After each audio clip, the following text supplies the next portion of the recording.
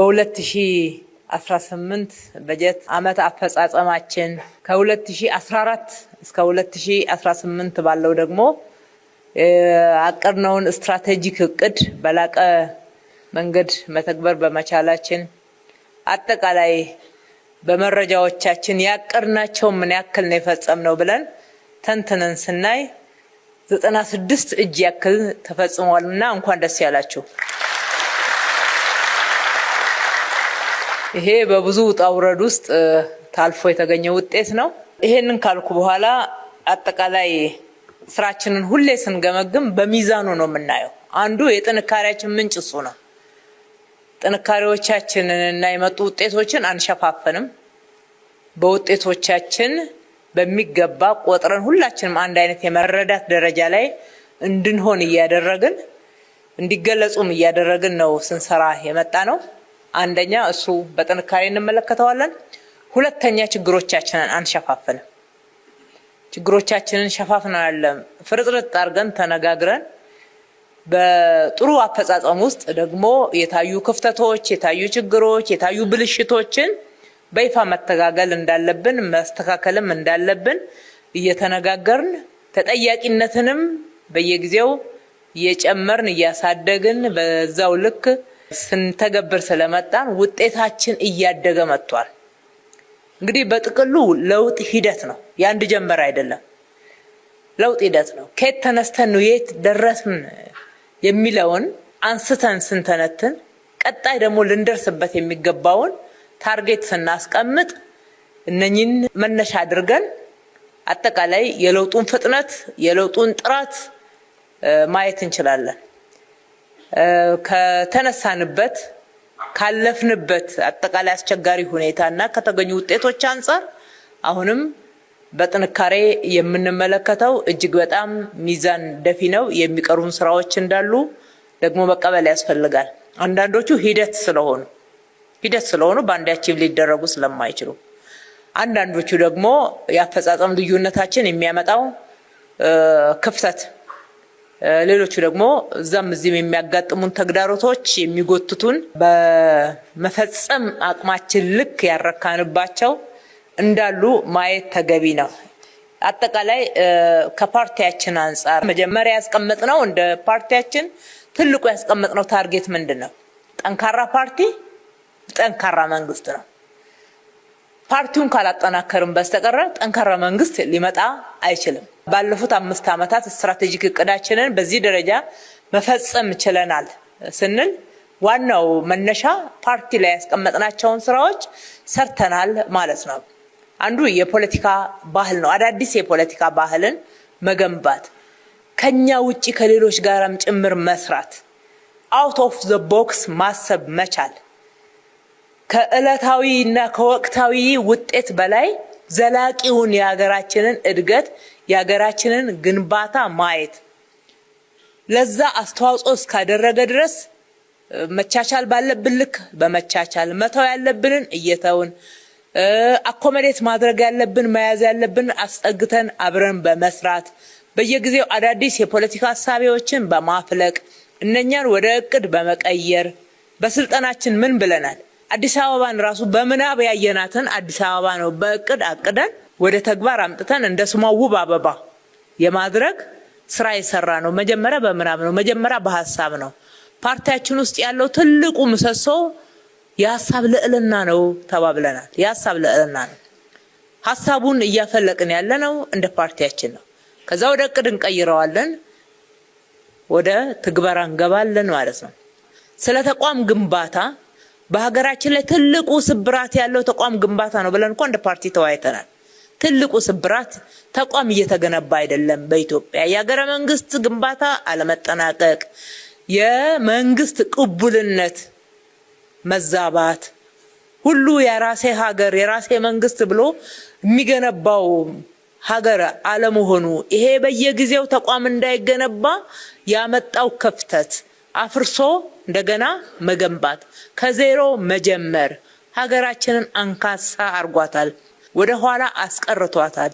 ከዚህ ካልተላቀቅን በስተቀር የፈለገ ሌት ተቀን ብንጥር ጎዶሎ ተከትሎን ይሄዳል። ምክንያቱም አንዱ ይገነባል፣ ሌላው ያፈርሳል። ከዚህ ውስጥ መውጣት አለብን የሚለው ስለ ተቋም ግንባታ መጀመሪያ በሐሳብ ደረጃ ተስማምተን ነው ከዛ ነው የምንነሳው። ሰው ተኮር ስራዎቻችን የብልጽግና ዲፓርቸር ናቸው። ህብረተሰቡን ብቻውን መንግስት ሰርቶ የልማት ፍላጎትን ሊያሟላ አይችልም። የህዝብ አቅምን በሚገባ መጠቀም መቻል አለብን። ባለሀብቶች የልማት አጋሮች ናቸው። ጥገኛ ምናምን እያልን የምንፈርጀው ፍረጃ ትክክል አይደለም።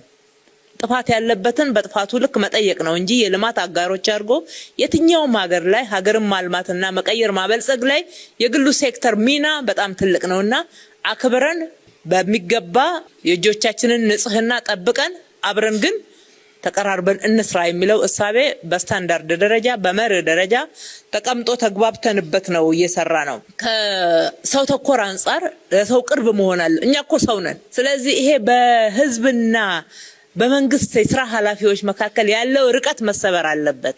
መቀራረብ አለብን። ሲምፕሊሲቲ መጨመር መቻል አለበት። ሰው ጋር ቀረብ ብለን ኑሮ መመልከት ላይላውን መሄዱ ይቅር። ወደ ህዝቡ ቀረብን በለህዝቡን ጓዳ እንመልከት። የህዝብን ኑሮ እንመልከት። የህዝብን እሳቤ እናዳምጥ። የህዝብን ሮሮ ቀረብ ብለን እንወቅ፣ እንረዳ፣ አውቀን እንምራ። የሩቅ አንሁን። ስለዚህ ስራዎቻችን ሰው ተኮር ይሁኑ። እያንዳንዱ ስራ ሲመዘን ምን ያክል በሰው ህይወት ላይ ለውጥ አመጣ፣ ሰውን ተጠቃሚ አድርጓል ወይ፣ ሰው ተረድቶታል ወይ፣ መለኪያዎቻችን አድርገን እንስራ ብለን ከተማሪዎች ምገባ ጀምረን የድሆችን ቤት መገንባት ድሆችን ጠጋ ብለን ኑሯቸውን ማዘመን ማሻሻል ቀረብ ማለት ቤተሰብ እስከ መምሰል ድረስ ቀረብ የምንለው የሰው ተኮር እሳቤዎቻችን እንድንላበሰው የሚያስፈልግ ባህሪያት ነው። አመራራችን በዛ ደረጃ መቀየር መለወጥ አለበት የሚለው ከዛ ነው የሚጀምረው። ስራዎችን በንቅናቄ እንምራ ያልነው እንደ ፓርቲ ነው። በንቅናቄ መምራት መቻል አለብን። አንዳንድ በንቅናቄ መመራት ያለባቸው ስራዎችን ለይተን በንቅናቄ መምራት ፈጣን ውጤት እንዲያመጡ ማድረግ ስራዎቻችን ውጤታማ ሊያደርግ እንደሚችል ተስማምተንበት ነው። ከህዝብም ጋራ ሲታይ እንግዲህ ህዝቡ ለሁለተኛው ዙር መርጦናል።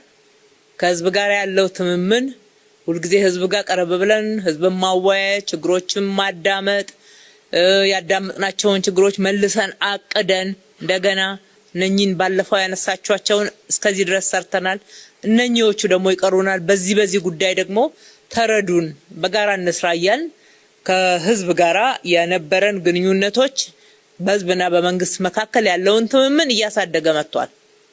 እያደገ መጥቷል ማለት ነው። በጥቅሉ እነኚህን ጉዳዮች መነሻ ስናደርግ የፓርቲ ስራዎቻችን በጥንካሬ ልናያቸው የምንችላቸው በርካታ መመዘኛዎች አሉ። ከዛ አንፃር በትልቁ ፒክቸር መመልከት ነው። መናቅ ደግሞ የሌለበት ክፍተት ናቸው ተብሎ የተነሱትንም በሚዛኑ መታረም መቻል አለባቸው። ምክንያቱም ይሄ ለጤናማ የአመራር ግንባታችን ለጤናማና ለውጤታማነታችን ለጤናማ ግንኙነታችን እና ለዘላቂ ልማታችን በጣም ወሳኝ ስለሆኑ ማለት ነው። አንደኛ ትግል ችግሮችን መነጋገር ማለት ነው። እንደ ቀድሞ ስርዓት መጨቃጨቅ ማለት አይደለም። ያልነው እኮ ከባለፈው መልካም ነገሮችን ወሰድ እናዳብራለን፣ እናስቀጥላለን፣ ጎደሎዎችን እንሞላለን፣ ችግሮችን እናርማለን። በዛ መንገድ ነው ምንመራው ብለን ነው የተስማማ ነው። ይሄ ነው መርሃችንም። ይሄ እስከሆነ ድረስ አሁንም ችግሮችን ገና ከጅምሩ መነጋገር ሳያቆጠቁጡ እና ሳያድጉ እዛው በምልክቶች ለይቶ እንዲታረም ማድረግ ላይ መጠናከር መቻል አለብን ያላችሁ ትክክለኛ ኮንሰርን ነው። ለዚህ ደግሞ ስርዓት አለን፣ አሰራር አለን፣ አደረጃጀት አለን። ምንድነው የቸገረን? ተናግራችሁ ትክክል አይደለም ብላችሁ ታግላችሁ ተነሱ ከቦታችሁ። የእናንተ ቦታ ምን ይሰራል? ስርዓቱን ካልገነባ፣ ሲስተማችንን ካላጠናከረ፣ ህዝቡን ተጠቃሚነት የሚያጓድል ከሆነ ለግል ነው እንዴት ተሰጠን? ሁለተኛ ከአዝማሚያ አንፃር ለምንድን ወሬና አሉባልታ አዝማሚያ ብላችሁ የምትልኩት? ይሄ አይመጥንም እኮ። እንደዚህ እያደገች ለውጥ እያመጣች ያለች ከተማ የራስን ፍላጎት ለራሳችሁ የምትፈልጉትን ነገር እንዲሆን የምትፈልጉትን ነገር አዝማሚያ እያላችሁ አትላኩብን። ይህንን ስለምናውቅ ነው የጥቆማና የመልካም አስተዳደር ስርዓትን በመንግስት መስሪያ ቤት ውስጥ በጣም እያጠናከርን የመጣ ነው። አንዳንዴም በምስለ ተገልጋይ መንገድ ወረድ ብለን የምናጠናው ለዛ ነው። ስለዚህ አዝማሚያዎቻችን እውነትን የሚያወጡ ትክክለኛ ዝንባሌ ከውሸት ሪፖርት ጋር ነውር ነው ተባብለን የለ ዋሽቶ 2 እርምጃ መሄድ ይቻላል፣ ሶስተኛውን ግን አይደገምም። እውነተኛ ሆነን በሰራነው ልክ በሰራነው አግባብ በሰራነው መንገድ ተንትነን በየጊዜው አዳዲስ እድገቶችን ብናስመዘግብ ለራሳችንም አሻራ ነው። በየትኛው መድረክ ላይ በየትኛው መንገድ ቢገመገም ኦዲት ቢገባ ምን ቢል ደግሞ ኩራት ነው። እየተሳቀቃችሁ አትኖሩ። የሚዋሹ ሰዎች እንዴት እንደሚሳቀቁ እያየን ነው። በዚህ ተደረሰብን፣ በዚህ ተደረሰብን፣ በዚህ ፈረሰ አለፈልኝ እችኛው መድረክ ተነቃ ስጋት አይደለ እንዴ?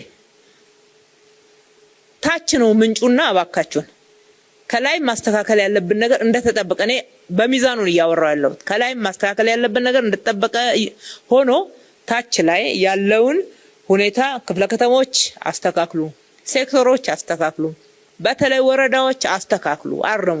በእውነት ከሰራችሁና ከአቅማችሁ በላይ ቻሌንጅ ሆኖባችሁ ከሆነ እንረዳለን። በዛ ምክንያት የሚጎዳ የለም። ለጊዜው እንኳን ሳንረዳ ቀርተን ቢሆን ድጋሚ እናያለን። ተገቢ ባልሆነ መንገድ እኮ ተገምግመው ከኃላፊነት የተነሱ የታገዱ አመራሮችን እኮ የደረስንበት እኮ እየመለስን ነው ያለነው። አፕሪሼት አድርገን እየመለስን ነው ያለነው። ጠይቁ ወደ የክፍለ ከተሞች።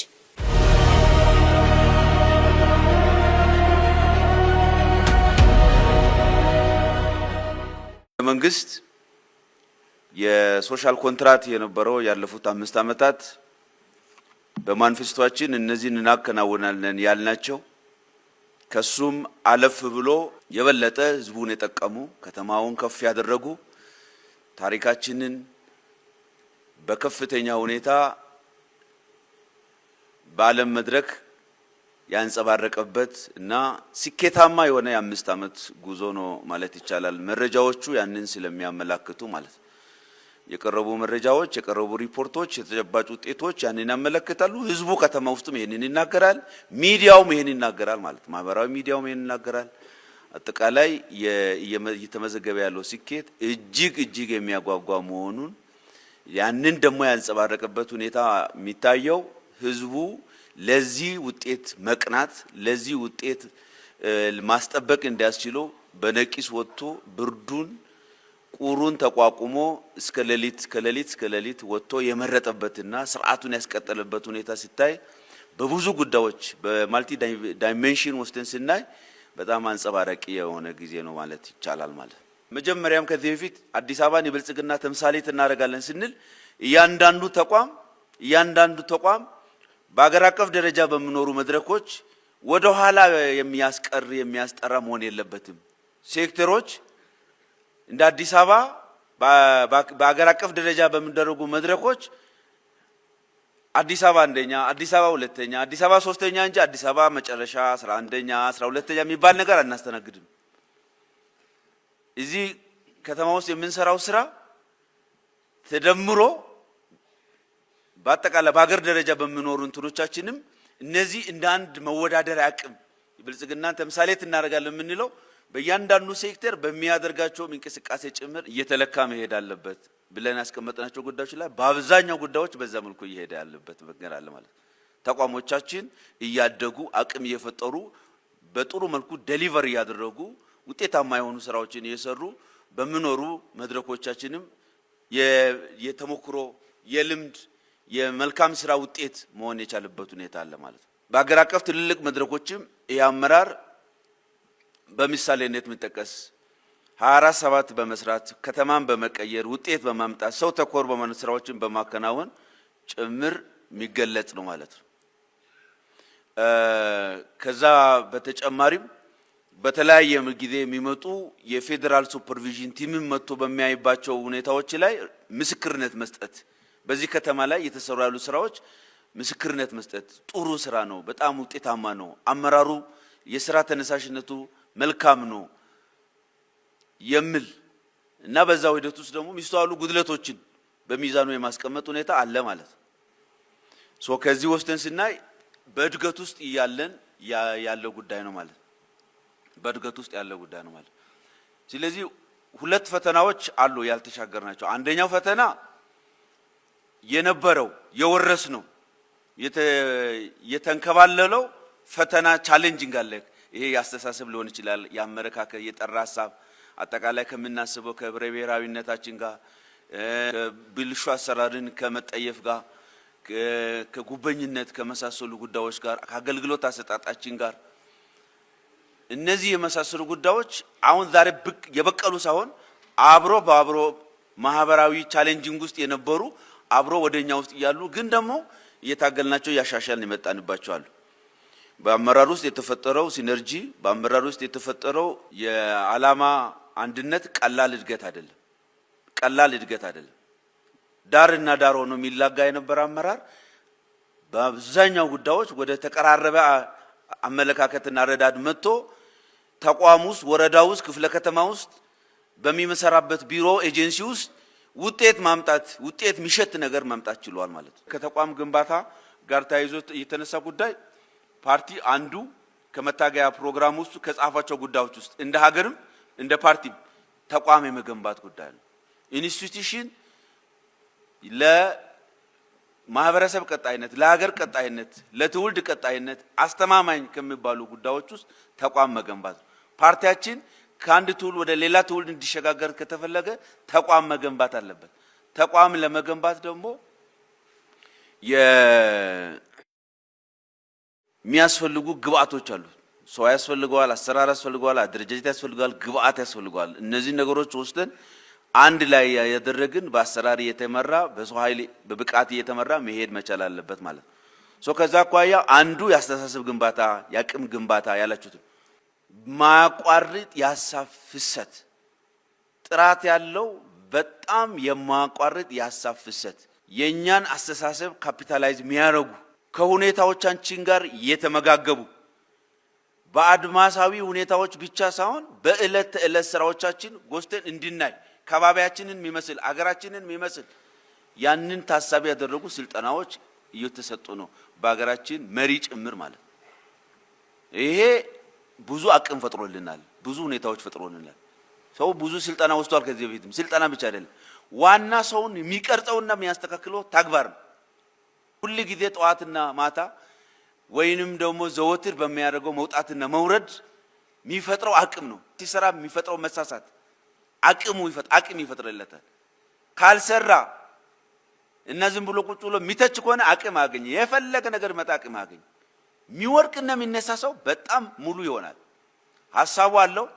ያ ደግሞ ሰውነቱ በመውጣትና በመውረዱት ይገራል፣ ይመጋገባሉ፣ ብቁ ያደርጋል፣ ብቁ አመራር ያደርጋል ማለት። በዚህ ምክንያት የአዲስ አበባ መዋቅር መትረፍ ጀምሯል ማለት ከራሱ ለሌላ አመራር መሆን የሚችል ጀምሯል ማለት ብቁ አመራር ማቅረብ እየቻለ ነው ማለት። ከትግል አኳያ ሁለት ነገሮችን ሚዛን ማስጠበቅ ይጠበቅብናል ብዬ አስባለሁ። ምክንያቱም እነዚህ ሁሎቹ ውጤቶች የመጡትም እንደው ዝም ብሎ የሆነ ነው በዛ ምክንያት ነው ሊባል አይችልም። ይሄ ሁሉ ውጤት የመጣው አመራሩ እየሰላ ስለሄደ ነው እንጂ ዝም ብሎ ትግል የሌለ ቦኖሮ ከየት ይመጣል? ይሄ ሁሉ ከየት ልታመጣላችሁ?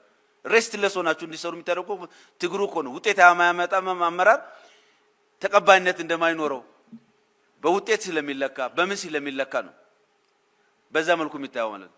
ትግል ላይ ሁለት ነገሮች አሉ። አንደኛ በአመራሩ መካከል ሰላማዊ የሆነ ጤናማ የሆነ ዲሞክራሲያዊ የሆነ መግባባትና አብሮ የመስራት ባህል ማደግ አለበት በአመራሩ መካከል ማለት ነው። ፖዚቲቭ ነገሮች እያደጉ መሄድ መቻል አለባቸው። ይሄ መጠናከር አለበት በአመራሩ መካከል ማለት ነው። ሰላማዊ የትግል ሰላማዊ የሥራ እንቅስቃሴ በየመዋቅሩ መኖር አለበት ማለት ነው። ይሄ የተጠናክሮ መቀጠል አለበት። አመራሩ እርስ በርሱ ሲነታረክ መውልበት ኢንቫይሮንመንት መሆን የለበት። ይሄ አንዱ ነው። ሁለተኛው በዚህ ሰበብ ደግሞ ሐቁንና እውነቱ እየተደፈቀ ዝም ይያል ሰው ሄዶ እስከሚገነደስ ድረስ መጠበቅ ደግሞ የለብን። ይሄን የሚያሳየው እውነታዎቹን እንኳን አንስቶ ለመነጋገር ያለውን ፍላጎት ማጣት ማስተካከል ይኖርብናል ማለት ነው።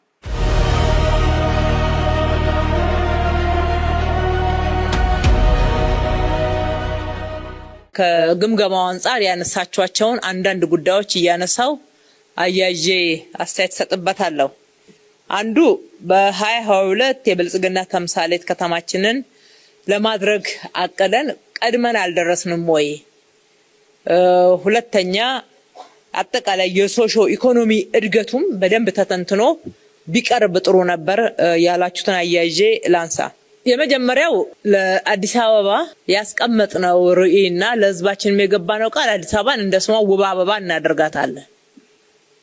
ስሟና ግብሯ የተለያየች ከተማ እየተባለች አትኖርም። ስሟና ግብሯን የተጣጣመ እንዲሆን እናደርጋለን ያልነውን እንዴት ተገበር ነው የሚለውን በምንድነው መለኪያው ምንድነው በምንድነው የሚታየው የሚለውን አንድ ተግባቦት ደረጃ ላይ ነው። በቅድሚያ የመጀመሪያው ከተማዋ ስትወቀስበት የነበረው ትክክል ያልሆነው ጽዳት ነው። የከተማችን ጽዳት በብዙ መንገድ ከተማችንን ሲያስተች የነበረ ዓለም አቀፋዊ ሚናዋን በትክክል እየተወጣች አይደለችም ወይም ደግሞ አትመጥንም በሚል ትችቶች ነበሩ። ከሁሉ በላይ ደግሞ በእኛ መመዘኛ ለነዋሪዎቿ ጤናማ የመኖሪያ አካባቢ ከመሆን ምቹ ከመሆን አንፃር በርካታ እጸጽ የነበረባት ናት። በተለይ በየዓመቱ ክረምት ሲመጣ ከተላላፊ በሽታ ከተማዋን ለመታደግ ህዝቡን ለመታደግ የሚደረገው አጠቃላይ እኮ ያመራሩ ሚና ስራው ሁሉ ወደዛ ይገለበጥ ነበር፣ ወደዛ ዘመቻ ይሄድ ነበር። በተላላፊ በሽታ ስሟ ይጠራ የነበረች ከተማ ናት። ጤናዎች ዳታውም ጭምር አላቸው ከየት ወዴት የሚለው። ስለዚህ ጽዳት ላይ በጣም ለውጥ አምጥተናል። ቆሻሻ አወጋገድ ስርዓት ላይ ለውጥ አምጥተናል። በተለይ በደረቅ ቆሻሻ አወጋገድ በዓለም አቀፍ መድረክ ጭምር ከ200 በላይ ከተማዎች ተወዳድረን ፈጣን ለውጥ እያመጣች ያለች ከተማ የሚል እውቅና አግኝተንበታል። የጋራ ስራችን ነው። ሁለተኛው ፍሳሽ አወጋገድ ነው። የፍሳሽ ስርዓት ፍሳሽ ቆሻሻ አወጋገድ ላይ ብሬክ ስሩ የሚባል ስራ ነው እየተሰራ ያለው። ከተማ ሊሆን የሚችለው የድሬኔጅ ሲስተሙ፣ የስዌሬጅ ሲስተሙ፣ ህዝብ የሚንቀሳቀስባቸው ክፍት ቦታዎች፣ የመንገዶች አገልግሎትን ለማሳለጥ የሚያስፈልጉ መሰረተ ልማቶች እና አገልግሎት ደግሞ መሳለጥ በዛ ውስጥ የቻለበት ሁኔታ ተመዝኖ ነው አንድ ከተማ የሚባለው ደረጃውን የጠበቀ ከተማ የሚባለው። ስለዚህ የፍሳሽ አወጋገድ ስርዓት አዲስ አበባ ላይ ትኩረት ካጡ ስራዎች ውስጥ አንዱ ነበረ። ትኩረት ሰጥተናል። ኢምቢሊየን ነው ኢንቨስት ያደረግነው የፍሳሽ አወጋገድ ስርዓት ላይ። ኢምቢሊየን ነው አሁንም ኢንቨስት እያደረግን ያለነው። ከአንድ የፍሳሽ ማጣሪያ ከአቃቂ ማለት ነው በስምም ይታወቃል። ዛሬ ወደ 46 የፍሳሽ ማጣሪያ ደርሰናል። ወንዝ ዳርቻ ላይ ጀመርናቸው ኤሌክትሮሜካኒካል ያልገባላቸውን ቀንሼ ነው የነን ማወራው። በብዙ ቢሊየን ኢንቨስት ካደረግንበት ከተማችን ጤናማ ለነዋሪዎቿ ምቹ ጤናማ የመኖሪያ አካባቢ እንድትሆን ጤናማ የመስሪያ ቦታ እንድትሆን ጠረኗ የሚመጥን እንዲሆን ማድረግ ላይ እውነቱን ለመናገር ብዙ ዋጋ ከፍለን ብዙዎች ለበሽታም ተዳርገው ታመውም ጭምር ያመጣነው ውጤት ነው። ሁለተኛው የአረንጓዴ ሽፋን ነው። ከተማችን ውብ አበባ ከማድረግና የከተሜነት መለኪያን በደረጃው በተፈለገው ስታንዳርድ ማሟላት የሚለካበት ውብ አረንጓዴ ጽዱ ከተማ አይደለም የሚባለው። ልክ እንደተለምዶ እኮ እናቀዋለን እኮ ፒላሩን አተነው አይደለም፣ ትግበራው ላይ ነው የተጓደለው። የለውጡ ዋዜማ ላይ የአዲስ አበባ የአረንጓዴ ሽፋን 2.8 እጅ ላይ ደርሶ ነበረ። አዲስ አበባ እኮ መሰረቷ አረንጓዴ የነበረች ከተማ ናት። አረንጓዴ በብዙ ደኖች የተከበበች ድሩ ጫካዎች ያሏት ወደ 76 ኮለል ያለ ንጹህ ውሃ የሚፈስባት የነበረ ወንዞች ያሏት ከተማ ነበረች። ሰው ነው ያበላሸው። አሁን ሰው ያበላሸው ነው ሰው ያስተካከለው ያለው። ስለዚህ የአረንጓዴ ሽፋንን ከ2.8 እጅ አሁን 24 እስከ ተለካው ድረስ ብቻ ነው ማወራው። በዚህ አመት ሲለካ እርግጠኛ ነኝ ከዚህ በላይ ብዙ ያደገ እንደሚሆን። ከ2.8 24 እጅ ላይ ማድረስ ችለናል። ይሄ ቤዚክ ቼንጅ ነው። ሶስተኛ ወንዞቻችን ከብክለት ነፃ ወደ ማድረግ ከወንዞቻችን የሚነሳው ብክለት ብዙ ቤት ገብቶ በጣም ለማይድኑ በሽታዎች ጭምር መዳረግ የቻለ ነበር። ህዝባችን ሳይታወቅ ብዙ ሰፈር ሲያደርግባቸው የነበሩ ችግሮች ምንጩ ከወንዞቻችን የሚነሳ ነው። አላዳረስንም፣ ገና 50% አልደረስንም። ነገር ግን መስራት እንደምንችል ትላልቆቹ ላይ በድፍረት ገብተን በድፍረት ለውጥ አምጥተናል። ባለፈው አንስተንላቸዋል። አሁን ከእንጦጦ ተነስቶ ወደዚህ ወደ ወንድማማች ፒኮክ የሚወርደውን ወንዝ ስናየው ተለምኖ እርዳታ ተገኝቶ በዓለም ታዋቂ ለሆኑ የውጭ ኮንትራክተር ተሰጥቶ በ5 ዓመት ውስጥ 2 ኪሎ ሜትር ነው። ለዛውም ወንዝ ዳርቻን እና አካባቢን አልተሰራም። የተሰራው ሪቨር ባንኩ ብቻ የውሃ መውረጃው ድጋፍ ግንብና እሱ ጋር የሚሰራው ወክዌይ ብቻ 2 ኪሎ ሜትር። አሁን እኛ 59 ኪሎ ሜትር የደረስነው እኮ በ1 ዓመት ተኩል ነው። በራሳችን አቅም፣ በራሳችን ገንዘብ፣ በራሳችን መሐንዲሶች፣ በራሳችን አርኪቴክቶች፣ በራሳችን ሰራተኞች፣ በራሳችን ኢንስቲትዩሽኖች ይሄ ብሬክ ስሩ ነው። ከተማዋንም እንደ ስሟ ውብ አበባ የማድረግ አላማ ጋራ ተጣጥሞ የተሰራ ነው። ሌላው በጥያቄ የሚያነሳችሁት የተጎሳቆሉ ሻንቲ አካባቢዎች አሁንም ሰፊ ናቸው ብላችኋል። ግን የተቀየረውን እኔ መጀመሪያ አሁንም ያልደረስናቸው እውነት ነው። ጥያቄው ትክክለኛ ነው፣ አስተያየቱም ትክክለኛ ነው። ግን ከተማውን ውብ አበባ ከማድረግ አንፃር ከየት ነው የተነሳ ነው? የት ነው ያደረስነው? ሻንቲ አካባቢዎች አሁን እንግዲህ በገለልተኛ አካል በተጠናው ከ74 ወደ 30 እጅ ወርዷል ነው። እኛም አንዳንድ ጊዜ አንዳንድ ያልተቀየሩ አካባቢዎችን ስናይ እንደነግጣለን። እውነት 30 እጅ ወርዷል እንዴ እንላለን። ድጋሚም እናቅ ነው ብለናል ይሄንን። ነገር ግን ለውጡ በጣም መሰረታዊ ነው። መሰረታዊ ለውጦች መጥተዋል። ተዳርሰዋል እያልን አይደለም። መሰረታዊ ለውጥ መጥተዋል። የተቀየሩ አካባቢዎችን ብቻ እስኪ እንቁጠራቸው። እስኪ ፒያሳ ምን ቀረው? የቱ አካባቢ በጣም እኮ በኪስ የሚቆጠሩ ቤቶችና ሁኔታዎች ብቻ ናቸው የቀሩት። ካዛንቺስን እንውሰደው። ካዛንቺስ ሙሉ ለሙሉ ከበሬ ያደረገ የመልሶ ማልማት ከተማ ማደስ ስራን የሰራ ነው። አዋሪ አካባቢ ኦልሞስት ሙሉ ለሙሉ የሚባል ነው። በዚህ በቀበና መስመር ከአራዳ ተነስቶ የካ ዲያስፖራ አደባባይ እስከሚደርስ ድረስ የነበረውን ሻንቲ አስታውሱት። እሱ ብቻ አይደለም። ቂርቆስ ምን ቀረን? አሁን ቂርቆስ ክፍለ ከተማ፣ አራዳ ክፍለ ከተማ፣ ልደታ ክፍለ ከተማ የቀረው እኮ በጣም ትንሽ ነው። ልደታ የተወሰነው አካባቢ ነው ከነበረበት ስንነሳ፣ ግን በጣም ለውጡ ቀላል አይደለም።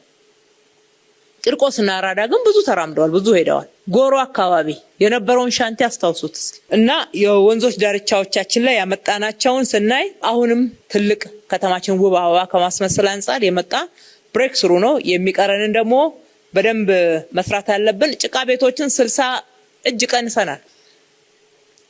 እኛ በያዝነው ዳታ እንኳን 60 እጅ ቀንሰናል። 40% ላይ ደግሞ ከፊታችን እንረባረባለን ማለት ነው። ከተማዋን ለነዋሪዎቿ ምቹ ማድረግ እነኚህም ብቻ አይደለም የሚመለከተው።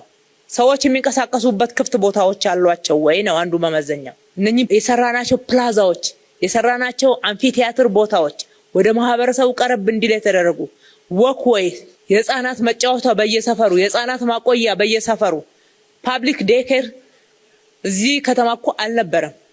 ፓብሊክ የሚባል የህፃናት ማቆያ አልነበረም።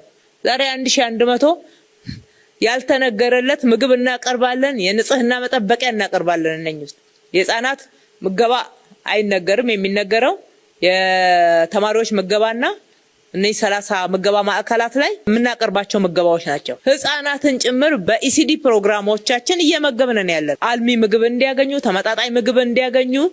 ይሄ እስከ 3 ዓመት ድረስ ያለው ሙሉ የአእምሮ እድገት የሚባለው ለእናንተም ስልጠና ከሰጠን በኋላ አጠቃላይ አመራራችንም ዕውቀት ከጨበጠ በኋላ ለወላጆች አልተውነውም ማለት ነው። በተለይ የህዝብ ዴኬር ወይም ደግሞ የህፃናት ማቆያ የሚባሉት አብዛኛው ዝቅተኛ ገቢ ያላቸው ማህበረሰቦች ስለሆኑ የሚጠቀሙበት እሱን መሰረት አድርገን ሰርተናል ማለት ነው። ሰፋፊ ኢኮኖሚና ማህበራዊ እንቅስቃሴውን ማሳለጥ የሚችሉ መንገዶች ተገንብተዋል። ከተማዋን ምቹ ማድረግ እነኚህ ናቸው። ጨለማ የነበሩ ጎዳናዎችና አካባቢዎች በርተዋል። አሁን ጨለማ ተብላ ትጠራ የነበረችው ከተማችን ዛሬ ከነማ እንደሚያወዳድሯት እንግዲህ በየሶሻል ሚዲያው እየሰማችሁ ነው። የግብይት ስርዓት ለማህበረሰቡ ቀረብ በማለት የስፖርት ሰው አካላዊ እንቅስቃሴ የሚያደርግባቸው የጤና አገልግሎቶች፣ የትምህርት አገልግሎቶች እነኚህ ሁሉ ተደምረው ነው ከተማችንን እንደ ስሟ ውብ አበባ አድርገናታል እያልን ያለ ነው። ከሁሉ በላይ ደግሞ ሰላማዊ ከተማ፣ ሰላሟ ቀጣይነት ያለው ከተማ መሆኗ መመዘኛ ውስጥ ነው ያለው። ሰው እንደ ልቡ ሌሊትም ቀንም የሚንቀሳቀስባት ከተማ ናት። የከተማዋን ስታንዳርዳይዜሽን ስንል በቀለም፣ በፋሳድ፣ መነቃቃት ከተማችን ላይ በከፍተኛ ሁኔታ ተፈጥሯል። ከ10,000 በላይ ህንጻዎችና ቤቶች አድሰናል። ምን እንፈልጋለን ከዚህ በላይ? ሰው ፊት ላይ የሚነበበውን በየቦታው ላይ እየተንቀሳቀሳችሁ እዩ። ማንም ኦርጋናይዝ ሳያረጋቸው ኦርጋናይዝ አድርገው ኢቨንት ይፈጥራሉ። እዚህ አድዋ ላይ ነው ልጆች ከዛ ከገጠርም ከዚህ ከከተማም ከየቦታው የማይተዋወቁ ሰብሰብ ብለው ይሄንን ፕላዛ ሞልተው ራሳቸው ኢቨንት ይፈጥራሉ። እኔ በግሌ ደስታዬን ልነግራችሁ አልችልም። አራዳ ፓርክ ላይ ሄዱ። ማንም ኢቨንት ኦርጋናይዝ ያደረገ ሰው ሳይኖር ሳይክል የሚነዱ ልጆች ተቀጣጥረው በማስ 30 40 50 ሆነው ከመቀጠያ ይነሱና በፒኮክ አድርገው በሰላም መንገድ ይወጣሉ። ብዙ ጊዜዎች ነው ያጋጠመን። ተቆርቆሩና እንደ ከተማ መሪ ወረድ ብላችሁ እዩ። ይሄንን ጆሮአችሁን ከፈት አይኖቻችሁን ገለጥ አድርጋችሁ ተመልከቱ። የምንሰራው ይሄ እንዲመጣ ስለሆነ ሰሞኑን ቀበና ከተከፈተበት ጊዜ ጀምሮ ማን ኦርጋናይዝ እያደረጋቸው ነው እንደዛ አይነት ጨዋታዎችን የሚጫወቱት?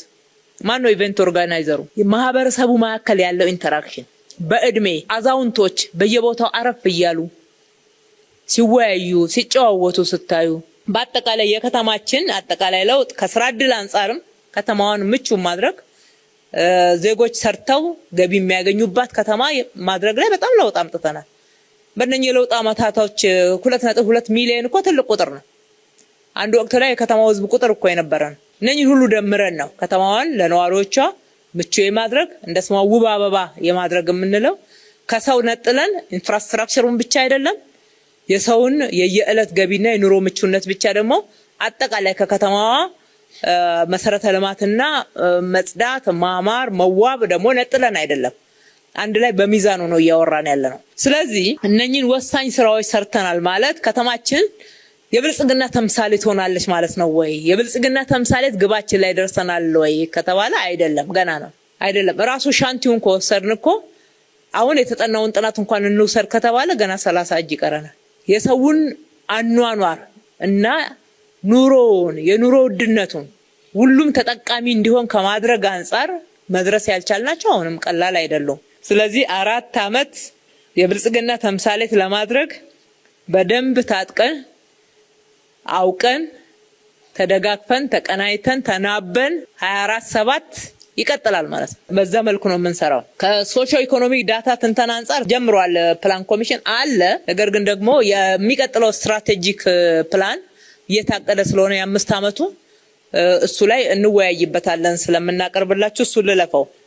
ሁለተኛው ከኑሮ ውድነት አንፃር ያነሳችሁት ነው። ኑሮ ውድነት ላይ በርካታ ስራዎችን ሰርተናል፣ ጥረት አድርገናል። አሁንም ኑሮ ውድነት አለ። ምን እናድርግ? ይሄ በጣም ጥሩ ጭንቀት ነው።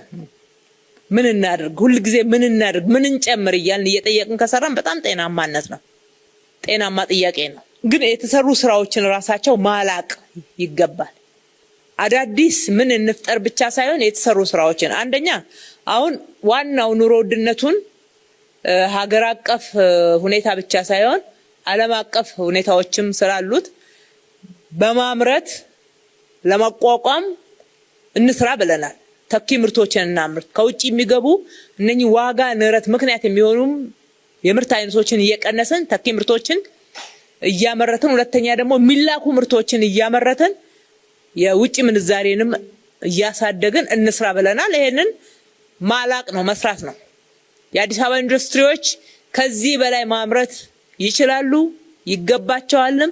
በርካታ መሬት ያስተናገድናቸው አሉ። በተሟላ ሁኔታ ወደ ስራ አልገቡም። ተከታትለን ደግፈን አሳስበን ወደ ስራ እንዲገቡና የማምረት አቅማቸውን ከዚህ በላይ እንዲጨምሩ ማድረግ ያስፈልጋል ማለት ነው። ሁለተኛው በአምስቱም የአዲስ አበባ መግቢያ በሮች ላይ የገበያ ማዕከላትን እንገንባ ብለን 5 ነበር ያቀርነው፣ 7 አድርሰናል። ሁሉንም በተሟላ ሁኔታ በሙሉ አቅማቸው እንዲሰሩ እናድርግ። እዛ ጋር የሚባክን አቅም የሚባክን ሀብት አይኖር። የደላላን ሰንሰለት በጣጥሰናል። ምርት ከመላው የኢትዮጵያ አካባቢዎች በተለይ ግብርና እና የሰብል ምርቶች ከሁሉም የኢትዮጵያ አካባቢ ነው የሚመጣው። እዛ ላይ የደላላ እጅ እንደሌለ እርግጠኛ መሆን ችለናል። ነገር ግን ሁሉንም የገበያ ጅምላ ማከፋፈያዎችንም የችርቻሮ ሱቆችንም እዛ ጋር የፈጠርናቸውን ፋሲሊቲ በሙሉ አቅም ወደ ስራ እንዲገቡ ማድረግና ማሰራት ጎን ለጎን ደግሞ ህዝቡ እነኚህን ገበያ ማዕከላቶች በደንብ እንዲያቅና እንዲጠቀምበት ማድረግ የትራንስፖርት ስርዓቱን ከዚህ ጋር ፍሰቱን በጣም ስሙዝ ማድረግና ምቹ ማድረግ ተሳስሮ መስራት ያስፈልጋል ማለት ነው። ሌላው የእሁድ ቅዳሜ ገበያዎች ነው። የሰንበት ገበያዎችን ወደ ህዝብ አቅርበናል። ጥሩ ለውጥ አምጥተንበታል። 259 ያደርሰናል። አሁንም እናስፋ ግድ የለም። ኢንስቲትዩሽኖች አሉ። እሁድ ቅዳሜ መሻሻጥና መገበያየት ስርዓት ልንፈጽምባቸው የምንችሉ አካባቢዎች አሁንም ምርት የሚያመጡ አካላትን ወደ ከተማ እንሳብ። አሁንም ዋጋው ስታንዳርዳይዝ እንዲሆን ቁጥጥሩ እውነተኛ ለውጥ እያመጣ ያለ ቁጥጥር ነው። እውነቱን ለመናገር እውቅና መስጠት ያስፈልጋል። ነገር ግን ክፍተት ደግሞ አሉ። በተለይ ወደ ሰፈር ውስጥ ገባ ያሉት ላይ ልክ ተቆጣጣሪዎች ሲሄዱ የሚሸጥበት ዋጋና ዞር ሲባል የሚሸጥበት ዋጋ አሁንም ልዩነቶች አሉ። እዩ የሚለው ማህበረሰቡን ማሳተፍ ነው። በከተማው ውስጥ የማምረትን አቅም ማሳደግ ነው። የሌማት ትሩፋት ብለን የሰራነው ስራ ከተማ ማምረት አይችልም፣ ከተማ ሸማች ብቻ ነው የሚለውን አመለካከት ጭምር ያረቀ ነው። ግን ከዛ ባለፈ አሁንም በጀመርነው መርካት ሳይሆን ከዛ በላይ ማምረት ይቻላል። ቨርቲካል ፋርሚንግን በጥሩ ሁኔታ ጀምረው ለምን አቀዛቀዝ ነው። ከተማ ግብርና ተጠቃሚ ፋሚሊ በየጊዜው በጣም እየጨመረ ነው መሄድ ያለበት። ጥቅሙን ያገኙ ለራሳቸው ሲሉ ነክሰው ይዘውታል።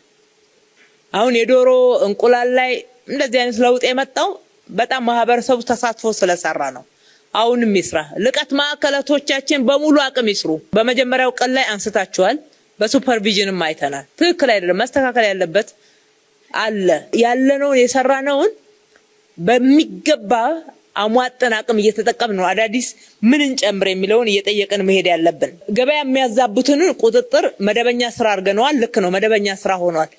ገበያን ሆነ ብሎ ማዛባትና የዋጋ ንረትን ያለ ምክንያት መፍጠር እስካልተስተካከለ ድረስ ወቅታዊ ልናረጋው አንችልም። መደበኛ ነው።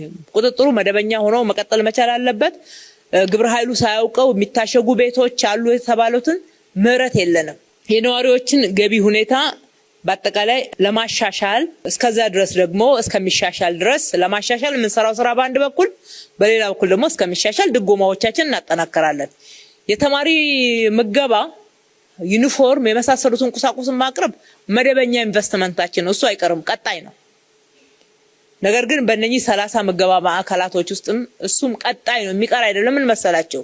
ሀገራችን መባረክ አለባት። ሀገራቸውን አገልግለው ብዙ ዋጋ ከፍለው ጠዋሪና ጠያቂ ባጡበት እድሜያቸው አረጋውያን የሚራቡባት ሀገር አትባረክም። ከተማችን እንደዛ መሆን የለባትም። ለማህበራዊ ችግር በአካል ጉዳት ምክንያት በእድሜ በመሳሰሉት ተጋላጭ የሆኑ ወገኖቻችን መመገብ ይገባናል።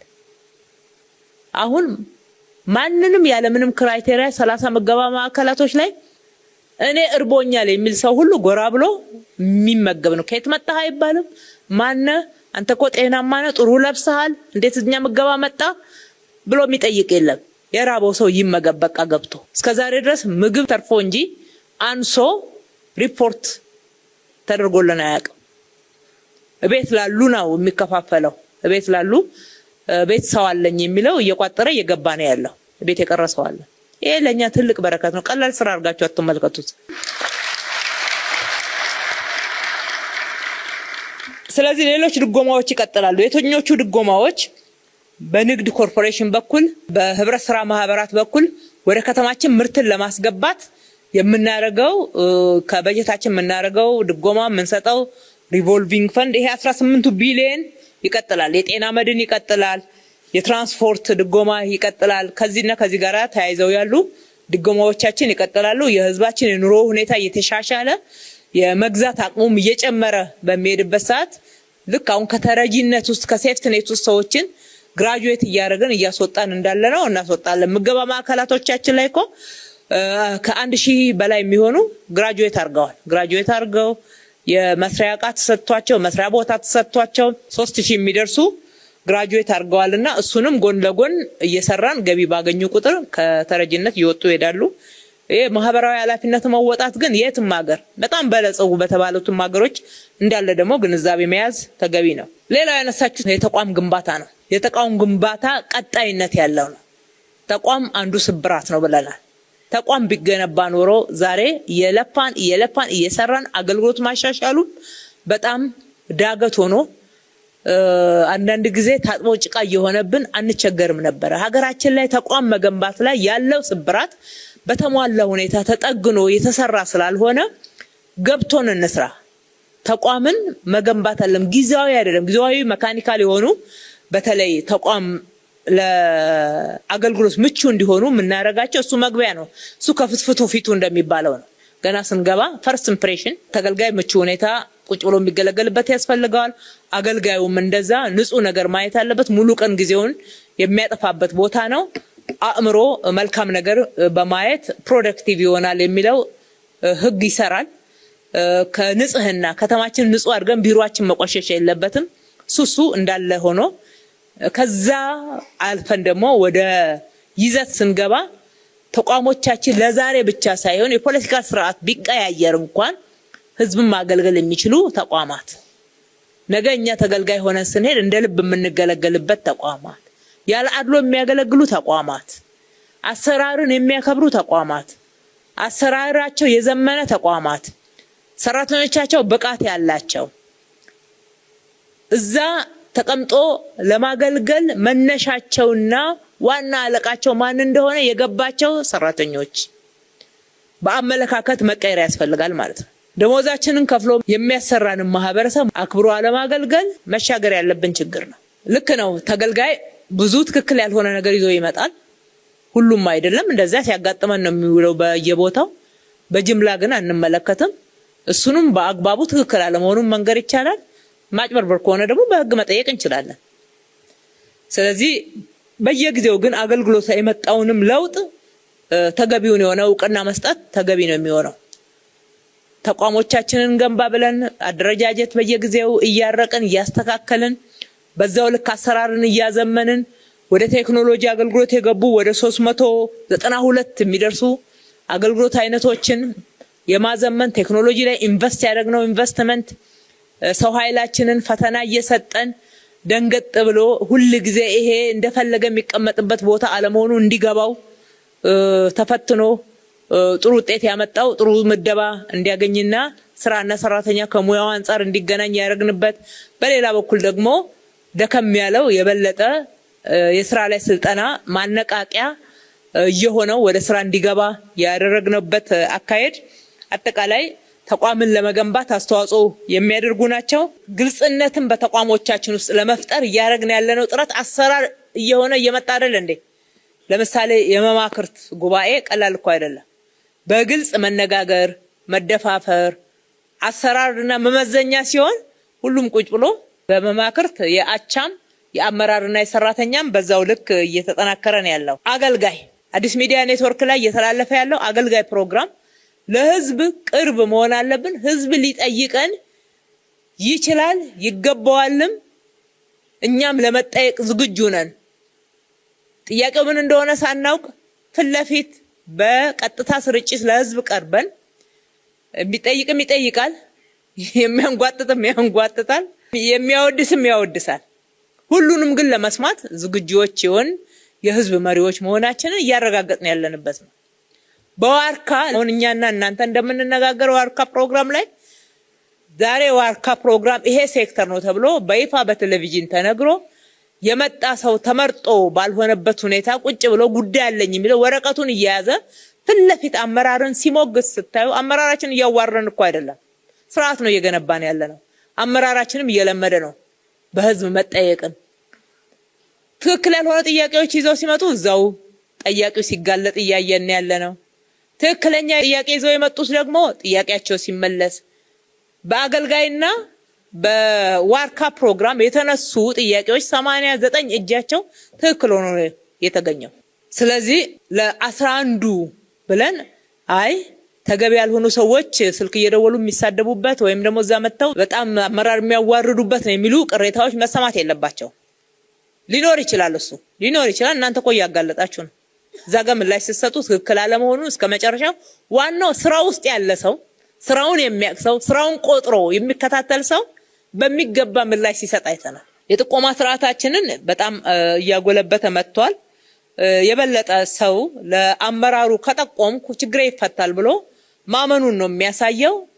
በጥቆማ ካገኘናቸውም ውስጥ ወደ 90 እጁ ትክክለኛ ሆኖ ነው የተገኘው። ቀላል አይደለም። ህዝቡ በተቻለ መጠን እኛ ለስርዓት ግንባታ የምናደርገውን ጥረት ደጋፊ ሆኖ እንደቆመ ማየት እንችላለን ማለት ነው። ከሁሉ በላይ የእኛን አገልግሎትና የተቋም ግንባታ ሙሉ የሚያደርገው መሶብ ነው። የመሶብ ፕሮጀክቶቻችንን አሁን እስከ ክፍለ ከተማ ያለውን ጨርሰናል። ወደ ወረዳ እንውረድ ብለናል። ከዚህ በኋላ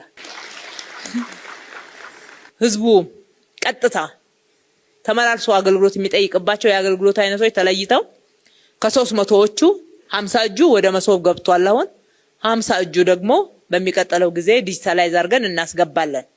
የሰው ኃይላችንንም ለማረቅና ለመቀየር መሶብ በጣም እጅግ እምነት የጣልንበት ተቋም ሆኗል። ህዝባችን ይሄንን እውቅና ሰጥቷል። ወደ 290 ሺህ አካባቢ የሚጠጋ ማህበረሰብ ተገልግሏል። እርካታው 99 እጅ ነው። ይሄንን ሙሉ ካደረግን እናንተም እየተሰደብን እየተወቀስን ሁሌ ጥረት እያደረግን ሁሉ በጅምላ ይነሳል የምትሉት ውስጥ እየወጣን ነው ማለት ነው። ከፊታችን ያለው ጊዜ በጣም ተስፋ ሰጪ የሰራና ያልሰራንም አንጥሮ የሚለይ ስለሆነ አሁን እንዲህ በመናረገው በጥቆማ በመሳሰሉት ብቻ ሳይሆን ራሱ ስርዓቱ ያገለዋል። የሚሰራውን እያቀፈ መስራት ያልቻለውና ብቃት የሌለውን እያገለለ የሚሄድ ስርዓት ከፊታችን የተገነባ እንደሆነ አውቀን ከሱ ጋራ ፊት ለማድረግ ማብቃት ራሳችን በጣም ተገቢ ይሆናል። ወርቃማ ሰኞ መመዘኛ ጭምር አድርገነዋል አይደለ? አመራርና ሰራተኛው የበለጠ እንዲቀራረብ እንዲተዋወቅ ስለ መስሪያ ቤቱ እንዲነጋገር አዳዲስ የፐርሰናል ዲቨሎፕመንቶች ጭምርና አንዳንድ ሌሰን የሚወሰድባቸው ትምህርት የሚወሰድባቸው ጉዳዮች ለሰራተኛው እንዲቀርብ አብሮ ሰራተኛውና አመራሩ ቡና እንዲጠጣ የምናደርገው የበለጠ ለተቋም ግንባታችን ተጨማሪ አቅም እየፈጠረ ነው። እነኚህን ሁሉ ጥረት የምናደርገው ምን ያክል ተቋምን ለመገንባት ለህዝባችን ግልጽ ለመሆን ተጠያቂ ለመሆን ከሁሉ በላይ ደግሞ በተሟላ ሁኔታ ለማገልገል ፍላጎት እንዳለን የሚያስረግጡና የሚያሳዩ እውነታዎች ናቸው። እንግዲህ ከዚህ ጋር እያያዛችሁ ያነሳችሁት አንዱ ሌብነትና ብልሹ አሰራር ነው። መሶብ ላይ የለም። ትልቁ አንዱ ተስፋ የሰጠን ወደዛ ቶሎ ብለን ለውጦቹን እናብዛ ያልንበትን ምክንያት እሱ ነው። ሌሎቹ ላይ አሁንም አለ። ልክ ናችሁ። መቀየር መቻል አለበት። የሰው ልጅ ባህሪው ቢቀየር ጥሩ። አንዱ መጀመሪያ የራሳችን የውስጥ እምነት ነው ሊቀይረን የሚገባው። ለምንድን ነው የምንኖረው ብለን ራሳችን ብንጠይቅ ትንሽ ጥሩ ነው የሚሆነው። በዋናነት ግን ሌብነት ላይ ልንስማማ የሚገባው የከተማውን ሀብት ከሌብነት አድነናል። ይህንም በተሟላ ሁኔታ የትም ቆማችሁ መናገር ትችላላችሁ። በጀታችንን ትላንትና ለካፒታል የሚመደብ በጀት ከዚህ ከ5 አመቱ የቀደመው አመት ላይ 2013 ላይ እንኳን ሄደን ብናይ 47 እጅ ነው የካፒታል በጀት ወይም ደግሞ ለዘላቂ ልማት የሚመደበው።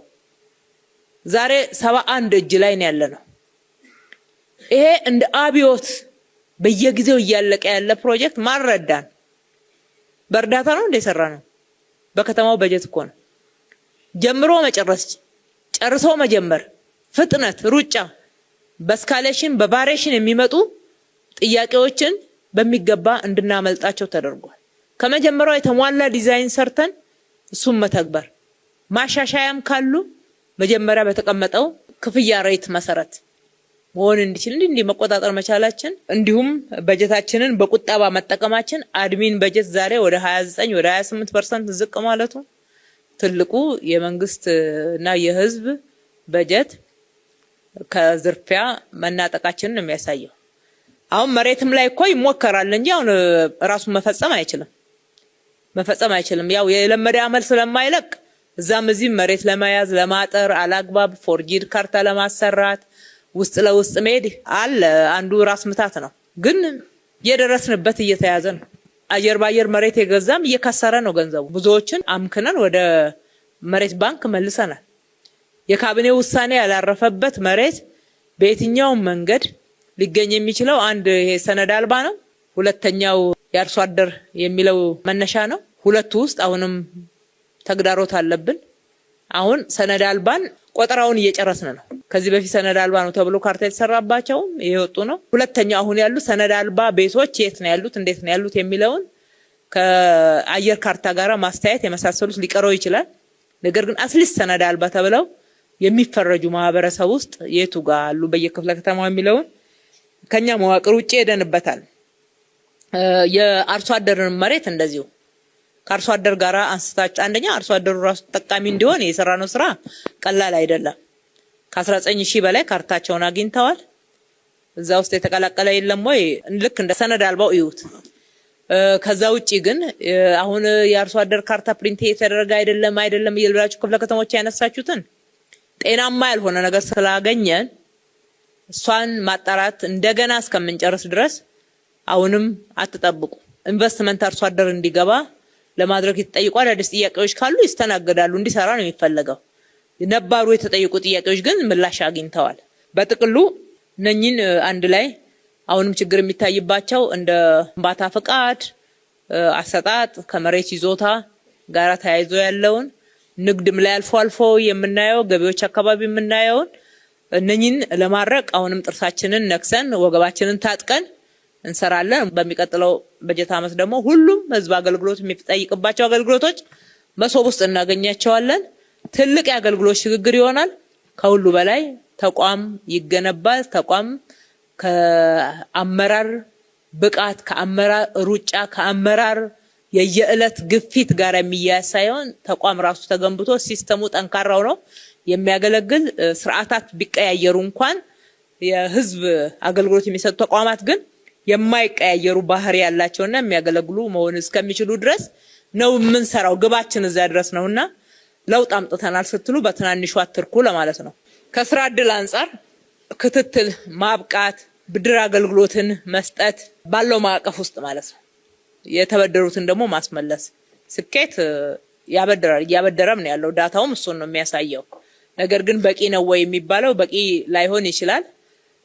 ነገር ግን የተበደሩትን በፍጥነት መመለስ የሚገባቸው ከመለሱ ያልደረስናቸውን ደግሞ መድረስ ይሄዳል። ከመስሪያ ቦታዎችም አንፃር እንግዲህ ባለፉት 5 ዓመታት ወደ 20000 ሼዶች ተሰርተዋል።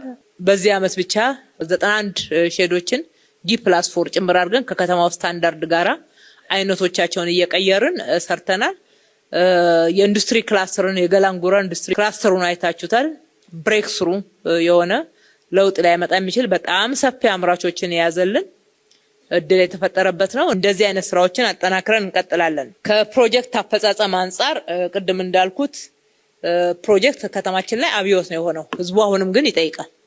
ባለፉት 5 ዓመታት 60,000 ያክል ፕሮጀክቶች፣ በዚህኛው አመት ደግሞ 20,000 ፕሮጀክት መጨረስ ማለት ምን ማለት እንደሆነ ትርጉም ስጡት።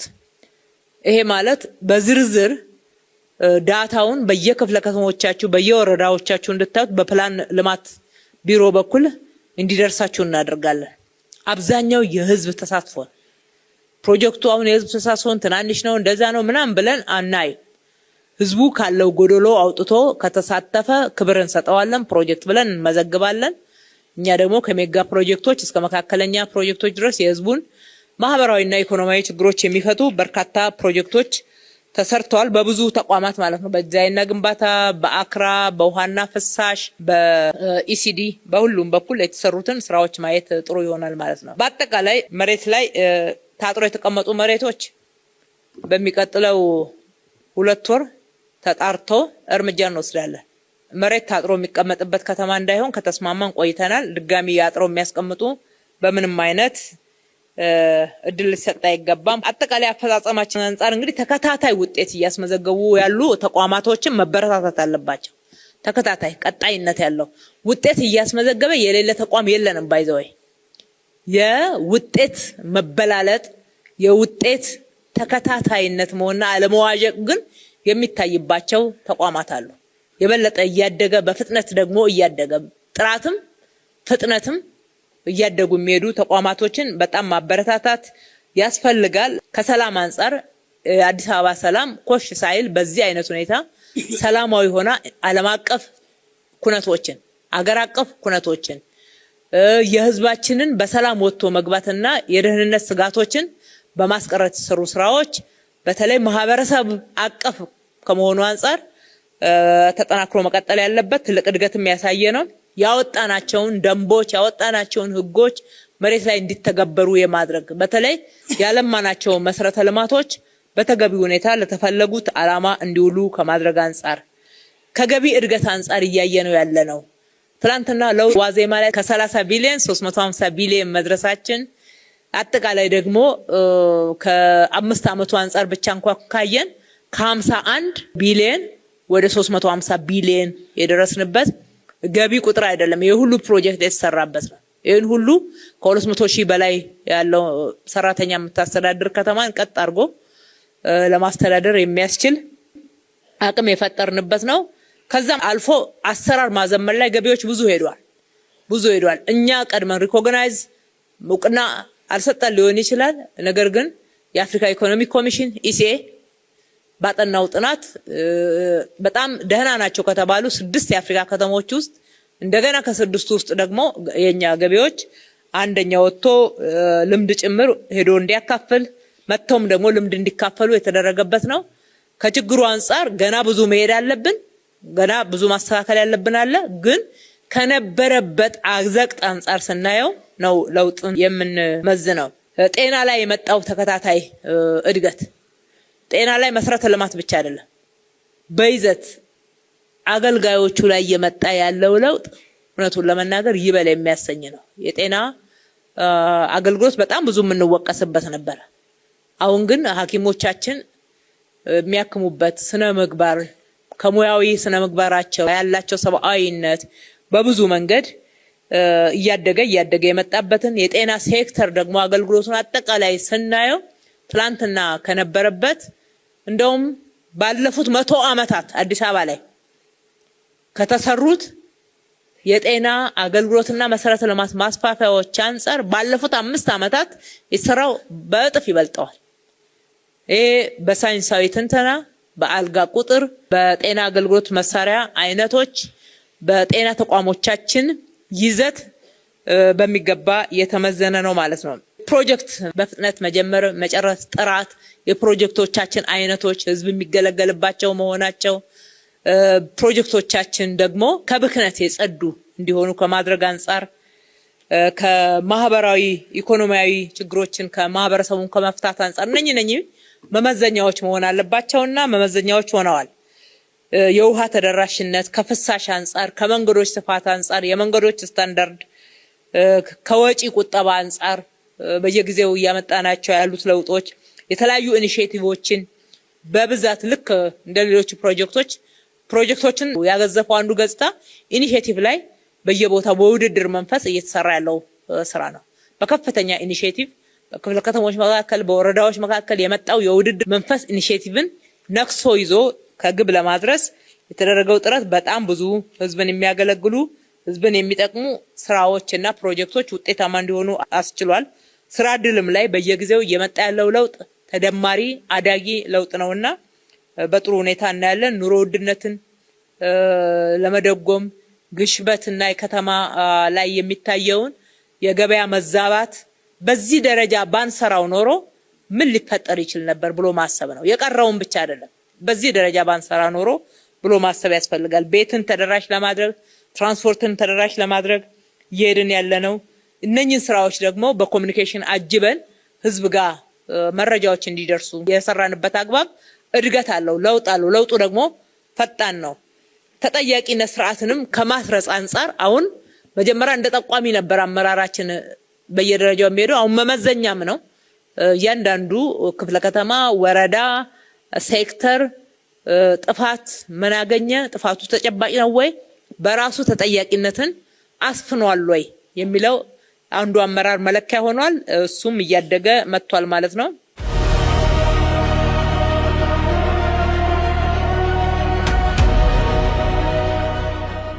ከ5 ዓመት በፊት 2014 በፊት ማለት ነው የአዲስ አበባ አመራር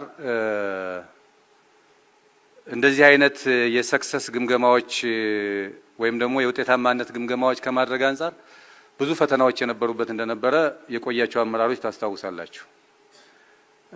በተለይ ከተማው ያስገኛቸው ስኬታማ ስራዎች ምንድናቸው ብሎ በመቁጠር እና እነሱን ይዞ ለተጨማሪ ትጋት፣ ለተጨማሪ ስራ፣ ለተጨማሪ ውጤታማነት ከመሄድ ይልቅ ብዙ መጓተቶች የነበሩበት እንደመጣን አካባቢ ማስታውሳለሁ። አንዳንድ ስራዎችን ስንጀምር ለምን የራሳችሁን አትጀምሩም በተጀመረ ላይ ለምን ትቀጥላላችሁ የሚባልበት ሁኔታ እንደነበር እናስታውሳለን። ያው የቆዩ አመራሮች ታስታውሳላችሁ የነበረውን ሁኔታ ፕሮጀክት የመጀመር ሳይሆን ፕሮጀክት ለመጀመር እንኳን ብዙ ፈታኝ ሁኔታዎች እንደነበሩ እናስታውሳለንና ከመደመር ፐርስፔክቲቭም የተጀመሩትን ስራዎች ማስቀጠል ከዛ ባሻገር ደግሞ ትልልቅ ስራዎችን በማሳካት የህዝብ ጥያቄ የህብረተሰብ ጥያቄ የነዋሪውን ጥያቄ የመመለስ ሁኔታ ውስጥ የገባ ነው። ከእንደዚህ አይነት ችግር መጓተቶች እየወጣን ብዙ ስኬታማ ስራዎችን ለመስራት የሚያስችል ሁኔታ ውስጥ ገብተን የተገኘ እንደሆነ ማሰብ ያስፈልጋል። በተለይ እዚህ ያለንበትን አድዋ መታሰቢያን ስናስብ ቁፋሮ ላይ የነበረ ነበር። ወደዚህ አመራርነት ስንመጣ አብዛኞቻችን ማለት ይቻላል በኋላ የተቀላቀላችሁ ልትሆኑ ትችላላችሁ። ከዚህ ፕሮጀክት የተማርንባቸው ትልልቅ ስራዎች ስለነበሩ ቀጥለን ብዙ ፕሮጀክቶች እንድናሳካ እድል የፈጠረበትን ሁኔታ ስናስታውስ የተጀመረ ማስቀጠል፣ አዳዲስ መጀመር፣ የጀመሩትን ማጠናቀቅ በሚል ትናንት የቀረበውን እንዲሁ ዝም ብለን ለእንትን ሳይሆን በተለያዩ ስትሪሞች በተለያዩ ዲፓርትመንቶች ወስደን ማየት ይጠቅማል ብዬ አስባለሁ። ከዚያ አኳያ በየደረጃው የነበሩትን መሳሳቦች አስወግደን የአመራር ውህደት በመፍጠር ተቋማዊ አቅም ግንባታን በማጠናከር የተገኙ ስኬቶች አሉ። ስኬቶቻችን ደግሞ ሁለንተናዊ ናቸው። ሁለንተናዊ ናቸው የምንልበት የምንቆጥራቸው ተጨባጭ የሆኑ ስራዎች ስላሉ እነዚህን ስራዎች የምናነሳው የህብረተሰብ ጥያቄ ፈተን ጨርሰናል ከሚል አይደለም። ይልቁንም የጀመርናቸውን ፕሮጀክቶች አሳክተናል። አንዳንዶቹ በ5 ዓመት ውስጥ የማይታሰቡ ስራዎች በዚያ ደረጃ የተገኙ ስኬቶች መኖራቸውን ደግሞ ማየት ይፈልጋል ብዬ አስባለሁ። ከዚህ አኳያ በሁሉም ዘርፎች በማህበራዊ ዘርፍም በኢኮኖሚ ዘርፍም በመሰረተ ልማት ዘርፍም በሰላምና ጸጥታ ዘርፍም የተገኙትን ስኬቶች በፕሮጀክት መጨረስም የተገኙ ስኬቶች ኢምፓክታቸው ምንድነው የሚል በውይይታቸው የተነሱ ጥያቄዎች አሉ። በሂውማን ዴቨሎፕመንት ኢንዴክስ መለኪያ ተወስደው የሚታዩበት የራሱ መስፈርቶች ቢኖሩትም በኢኮኖሚክስ ወይም ደግሞ በፕላን ኮሚሽንም ተጠንቶ የሚቀርብ መረጃ እንደተጠበቀ ሆኖ በህዝባችን ውስጥ ግን የተገኙ ስኬታማ ስራዎች አሉ። ለህብረተሰባችን በመስራታችን ያገኘናቸው ውጤታማ ስራዎች አሉ። ተናጠል የሆኑ አንዳንዶቹ ላንረዳቸው የምንችልባቸው ነገሮች ካሉ መረጃ መውሰድ ያስፈልጋል። በሁሉም ላይ መረጃ መያዝ ያስፈልጋል። ትምህርት ላይ ያገኘነውን እድገት እንዴት ነው የምንረዳው? በትምህርት ላይ እያደረግን ያለነው ኢንቨስትመንት እንዴት ነው የምንረዳው? ከኬጂ ከፕሪስኩል ጀምረን እየሰራን ያለነው ኢንቨስትመንት ወዴት ነው የሚወስደን? ወዴት ነው ወደ ብልጽግና ጉዞ ሊያሸጋግረን የሚችለውን መሰረት እንዴት ነው እየጣልን የመጣ ነው የሚለውን ማሰብ ያስፈልጋል። እዚህ ከተማ በትምህርት ላይ የተደረገው ኢንቨስትመንት ለዘላቂ ልማታችን መሰረት የጣለና ውጤት እያመጣንበት እንዳለ መረዳት ያስፈልጋል። ከዚህ ባሻገር ግን በእነዚህ ትምህርት ቤቶች አካባቢ የስነ ምግባር ችግር ምልክቶች አልፎ አልፎ የሚስተዋልባቸው በግልም በመንግስት ትምህርት ቤትም ሊኖሩ ይችላሉ። እነዚህ ቀረብ ብለን አመራር የምንሰጥበት ሁኔታ ካለ በቀላሉ ማኔጅ የምናደርጋቸው ናቸው። በቀላሉ የምንቆጣጠራቸው የምናስተካክላቸው ናቸው። የስነ ምግባር ችግሮችን በወላጅና መምህራን ህብረት በኩል በሚደረጉ ግንኙነቶች እየታረሙ የመጡ አሉ። ወደፊትም ይሄው እየታረመ የሚቀጥልበት እድል አለ። ሌላው ከዚህ ከህዝብ ጥያቄዎች አኳያ የተነሱ አሉ። በተለይ ከዚህ ከስራ እድል ፈጠራ ጋር ከሽግግር ጋር በሸማች አካባቢ ያሉ ወጣ ገባ የሚሉ አፈጻጸሞች የመሳሰሉ ነገሮች ተነስተዋል። እሱን በተመለከተ እዚህ ቤት ያላችሁ ሁላችሁም እንድትገነዘቡት በተለይ ከስራ እድል ፈጠራ ጋር አሰራሩን ቢያንስ በቴክኖሎጂ የተደገፈ እናድርገው ብለን ሁለተኛ ዓመታችን ነው። ጥሩ የሆነ የሌበር ሬጂስትሬሽን ሲስተም ስርዓት ተዘርግቶ እነዚህ ጆብ ሲከርስ የተመዘገቡ ስራ እድል የሚፈጠርበት ሁኔታ ተፈጥሯል። ይሄ ዳታን መጠራጠር አይቻልም። ኦልሬዲ እንደውም የአዲስ አበባ መታወቂያ ያላቸው ነዋሪ የሆኑ ብለን በለየኑ መስክ እየተከናወነ ያለ ስራ ነው።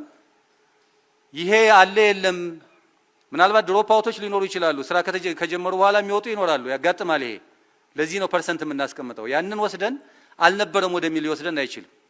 ከዚህ በፊትም ፊዚካሊ በወረቀት ስንሰራ በነበረበት ጊዜ ኦዲት እናደርጋለን 15% ድሮፕ እናደርጋለን ኦዲት ካደረግን በኋላ። ስለዚህ ዳታውን መጠራጠር ካለ እንደየክፍለ ከተማው ሁኔታ የኔ ብሎ ነው ራሱን ፈትሾ ማየት ያለበት እንጂ ለማን ሊሰጠው ይችላል? እንደ ከተማ ይህንን በሲስተም እናድርገው ብለን በሲስተም መልስ አግኝቷል። ሽግግርን በተመለከተ ትሬሾልዱ በመሻሻሉ ነው አንደኛው መሰረታዊ ምክንያት። 2014 የነበረው ትሬሾልድ ተሻሽሏል። 2016 ላይ በሚኒስትሮች ምክር ቤት የጸደቀ ደንብ አለ። ጥቃቅን የሚባለው እስከ ስንት ነው? አነስተኛ የሚባለው እስከ ስንት ነው? ስንት የሰው ኃይል ቢፈጥር ነው? መካከለኛ ከፍተኛ የሚባለው ስንት ነው የሚለው በትሬሾልድ የተቀመጠ አለ። ለምሳሌ በኢንዱስትሪ ደረጃ አንድ አነስተኛ የሚባል ኢንተርፕራይዝ ከ600 ሺህ እስከ 10 ሚሊዮን ካፒታል ሊኖረው ይገባል አነስተኛ ለመባል። በውስጡም 50 ሰዎችን መቅጠር አለበት። ይህንን ካላደረገ ሽግግር ሊያደርግ የሚችልበት ሁኔታ የለም። ይሄ በፊት ቀደም ሲል 100 ሺህ የነበረው የጥቃቅን ከ100 ሺህ እስከ 1.5 የነበረውን ነው 10 ሚሊዮን ሆኖ ተሻሽሎ የመጣው። እንደዚሁም የመካከለኛ ከ10 ሚሊዮን እስከ 90 ሚሊዮን ነው። እስከ 50 እስከ 100 ሰው መቅጠር አለበት አንድ ኢንተርፕራይዝ ይህን ሽግግር ለመሸጋገር። ከፍተኛ ለመባል ደግሞ ከ90 ሚሊዮን በላይ ካፒታል ሊኖረው ይገባል። ከ100 ሰው በላይ ደግሞ የሚቀጥራቸው ሰዎች መኖር አለባቸው። አሁን ላይ ይሄ ትሬሾልድ እንደውም በቅርብ ደግሞ እየተሻሻለ ነው። በፖሊሲ ደረጃ ክራፍት ተደርጓል። ከዚህ በላይ ከፍ ይላል።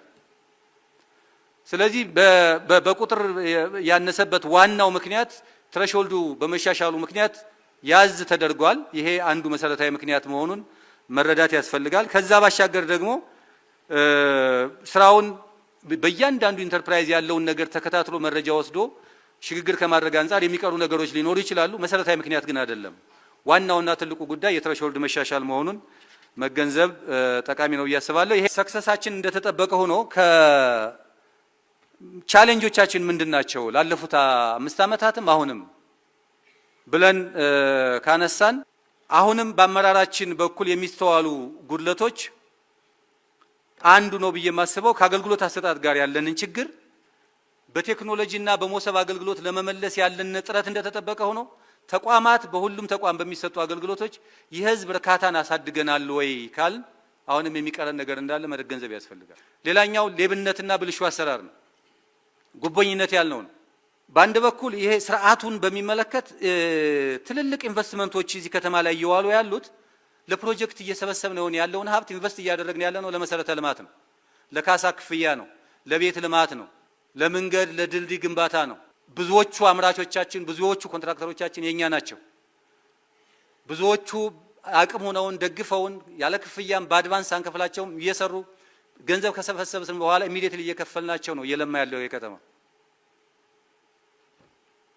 ይሄ በአንድ በኩል መያዝ አለበት። ከዚህ አኳያ ሀብትን በአግባቡ ከመጠቀም አኳያና ለስራ ከመዋል አኳያ ይሄ ከተማ ፓራዳይም ሽፍት ነው የሚለውን መውሰድ ያስፈልጋል። ይሄ በፕሮጀክት ይሄ በአበል ይሄ በልምድ ልውውጥ በመሳሰሉት ነገሮች ምን ያክል ገንዘብ ኢንቨስት ይደረግ እንደነበረ የነበራቸው አመራሮች በተናጠል ታነሱልናላችሁ። ያንን ሰብሰብ አድርጎ ወደ ካፒታል ፕሮጀክት ማዋል ቀላል አይደለም። ይሄ ለሌብነትም ለብልሹ አሰራር የሚወስደውን ሀብት መጠን ወደ ስራው ለነዋል የሚለውን መውሰድ ያስፈልጋል። ክፍለ ከተማ ሀብት ሞቢላይዝ አድርጋችሁ የተወሰነ መንገድ ስትሰሩ የተለያዩ ኢኒሼቲቮችን ስታከናውኑ ያንን ሀብት ወደ ግለሰብ ኪስ እንዳይገባ ስርዓት ተዘርግቶ መመራቱ ትልቅ ለውጥ ነው፣ የሚናቅ አይደለም። ነገር ግን ደግሞ አሁንም በተራ አገልግሎት በምንሰጠው አገልግሎት ምክንያት ሰውን በጉቦና በመሳሰሉት እያስቸገረን እንዳለ ችግር እንዳለ ደግሞ ያለ ርህራሄ ገምግመን ማስተካከል ያስፈልጋል። ሌብነትና ብልሹ አሰራር አለ ስንል በትልቁ ግዙፍ የሆነ ትልልቅ የካፒታል ፕሮጀክቶች የሚዘረፉበትን እድል መዝጋት የቻለ ከተማ በጥቃቅን በሰርቪስ በመንሰጣቸው የሚደረጉ የሌብነት መንገዶችን ማረምና ማስተካከል ደግሞ ይገባል። መጨረሻ ላይ ማነሳው ከዚህ ከአንዳንዶቹ ስራ በማዘግየትም ጭምር ለሌብነትና ለብልሹ አሰራር ምክንያት ይሆናሉ። ከዚህ በፊት ገምግመን ለምሳሌ የአርሶ አደር ይዞታን በሚመለከት እናጠናቃለን። ነገር ግን እጃችን ላይ ይዘን የምናንከባለልበት ምክንያት አንዱ ለሌብነት ምክንያት መንገድ የመፍጠር ጉዳይ ነው። የአርሶ አደሩ ኢንቨስት የሚያደርግበት የህግ ማዕቀፍ አለው። እሱ ተግባራዊ እንዳይሆን ለምን እንጎትተዋለን? ማን ነው ለዚህ ችግር ባለቤት? መገምገም ማስተካከል ይፈልጋል። እነዚህ አይነት ነገሮችን ማረምና ማስተካከል ከተቻለ ከአብዛኛው ሰክሰስ የበለጠ ስለሆነ ውጤታማነቱ የበለጠ ስለሆነ እነዚህ ማይነር ችግሮችን እያረሙ እያስተካከሉ መሄድ የሚቻልበት እድል አለ የሚል ሐሳብ ነው ያለኝ።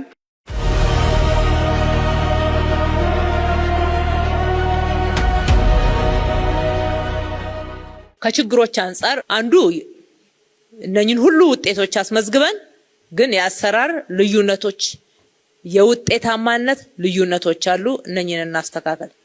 በጣም የውጤታማነት ልዩነቶች አሉ። ለውጥ ላይ እያደገ የመጣውን ጽዳትን በሚገባው ቅድም አንስቻለሁ። እሱ እንደተጠበቀ ሆኖ ጽዳትን ባህል እናድርግ። ጽዳት ማህበረሰቡ ባህል ያርገው። በቃ እውነት ነው። ቆሻሻ ኮሪደር የለማ ቦታ ላይ አይጥልም ሰው። ከጣለም መንገደኛው መኪናው ሁሉ ክላክስ ያደርጉባቸዋል። አይታችሁ ከሆነ ያስነሳሉ፣ ጮሆ ያስነሳሉ። እስከዚህ ድረስ በጣም ያደጉ እናያለን። ግን አሁንም ባህል እናርግ። ግድ የለም ኮሪደር ሄዶ በር እስከሚያንኳኳ ድረስ ሰው በሩን የማያጸዳበት ተገቢ ስላልሆነ ጽዳትን ባህል ማድረግ ያስፈልጋል ማለት ነው። እዛም እዚህም የሚታዩ በሁሉም ውጤታማነት ስራዎች ላይ አንድ አይነት አሰራር፣ አንድ አይነት በጀት፣ አንድ አይነት የሰው ኃይል፣ አንድ አይነት መዋቅር መድበን አሰራሩ በጣም ይራራቃል፣ ውጤታማነቱም ይራራቃል። ይሄንን ማቀራረብ የእያንዳንዱ አመራር ቀጣይ ቤት ስራ ነው ማለት ነው። የተወሰነ ስራ ሰርተን በዛ ብዙ ረክተን ከመጨፈር መውጣት አለ። አልፎ አልፎ ነው እሱ የሚታየው፣ ግን እሱም ቢሆን የሚናቅ ስላልሆነ ነው። አንዱ ራስ ምታት አዲስ አበባ ላይ የመረጃ አያያዝ ችግር ነው። የመረጃ አያያዝ ክፍተት ከእንግዲህ ወዲያ ያው ፕላን ልማት ኮሚሽን አንዱ ትልቁ KPI ነው ብለናል፣ መለኪያ ነው። አመራርም ተቋምም የሚለካበት ነው። አንዴ ሪፖርት ያደረገውን ጉዳይ ምክንያታዊ ሆኖ ስተቱን አምኖ ይሄ ሪፖርት ስተት ነው በዚህ ተክቼዋለሁ ብሎ ካላስመዘገበ በስተቀር ውሸት ነው። ውሸት ደግሞ ለምን እንደሆነ ቅድም ተነጋግረናል። ተጠያቂ ነው የሚደረገው። ከሌብነት እኩል ተጠያቂ የምናደርግበት አንዱ መስፈርታችን ይሆናል።